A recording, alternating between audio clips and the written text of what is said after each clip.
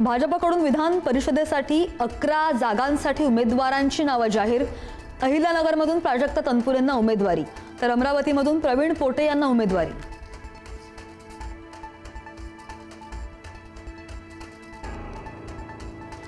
नाशिक विधान परिषदेच्या जागेवरून महायुतीमध्ये संभ्रम अजूनही कायम।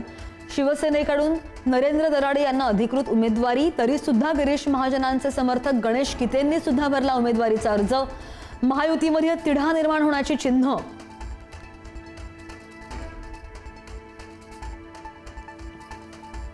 दिल्लीमध्ये व्यावसायिक सिलेंडरच्या दरामध्ये पुन्हा वाढ। व्यावसायिक सिलेंडरच्या किमतींमध्ये 42 रुपयांची वाढ, तर 5 किलोच्या सिलेंडरच्या किमतींमध्ये सुद्धा 11 रुपयांनी वाढ।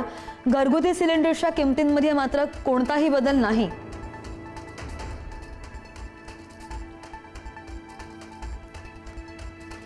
कच्च्या तेलाच्या किमतींमध्ये पुन्हा वाढ। किमतींमध्ये 2% वाढ झाल्यानं प्रति बॅरलची किंमत $93वर।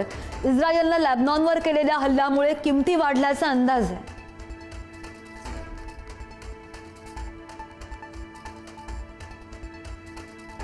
महाराष्ट्रामध्ये मान्सूनची 10 जून पर्यंत प्रतीक्षा। एल निनोच्या पार्श्वभूमीवर राज्य सरकारचा वॉर प्लॅन। शेतकऱ्यांनी पेरण्याची घाई करू नये, मुख्यमंत्र्यांचं आवाहन।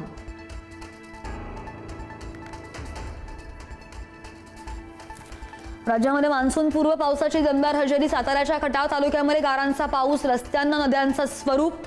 अहिल्यानगरमध्ये सोसाट्याच्या वाऱ्यासह दमदार पाऊस, झाडं आणि विजेचे खांबही कोसळले।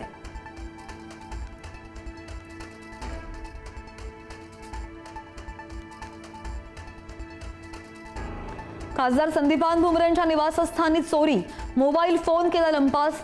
चोर सीसीटीव्हीमध्ये कैद। खासदारांच्याच घरात चोरी झाल्यानं सुरक्षा व्यवस्थेवर प्रश्नचिन्ह उपस्थित।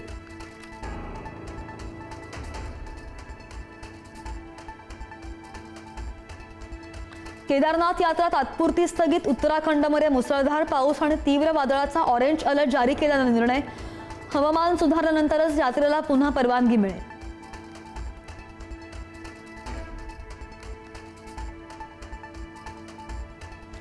ऑपरेशन सिंदूरमुळे जगामध्ये भारतीय शस्त्रांची मागणी वाढली।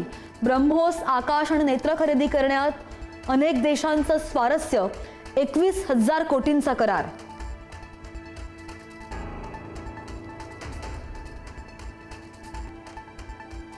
गुजरातचा पराभव करत आरसीबीनं सलग दुसऱ्यांदा कोरलं IPL ट्रॉफीवर नाव।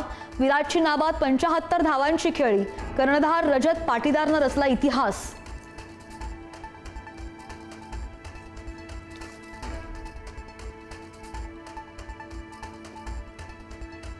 आणि पॅरिसमध्ये फुटबॉल विजयाचा उन्माद। तरुणींच्या कारवर जमावाकडून भीषण हल्ला। विजयाचा जल्लोष करणाऱ्या टोळक्यानं कारची काच फोडून तरुणींना बाहेर ओढलं। वाहनांची सुद्धा केली तोडफोड।